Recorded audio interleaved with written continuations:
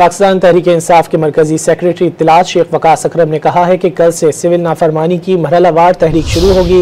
निजी टीवी से गुफ्तगू करते हुए उनका कहना था कि वफाकी हुकूमत मुज़ाकरात के मामले पर गैर संजीदा है।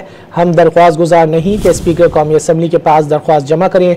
हुकूमत मामलात बेहतरी की तरफ लेकर नहीं जाना चाहती। पाकिस्तान तहरीक-ए-इंसाफ के मरकजी सेक्रेटरी इत्तलात शेख वकास अकरम ने कहा है कि कल से सिविल नाफरमानी की मरहलावार तहरीक शुरू होगी।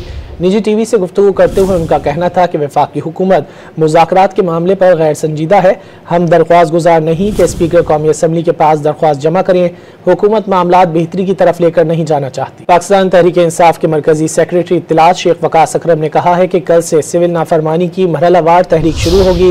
निजी टीवी से गुफ्तगू करते हुए उनका कहना था कि वफाकी हुकूमत मुज़ाकरात के मामले पर गैर संजीदा है। हम दरख्वास्त गुजार नहीं कि स्पीकर कौमी असम्बली के पास दरख्वास्त जमा करें। हुकूमत मामलात बेहतरी की तरफ लेकर नहीं जाना चाहती।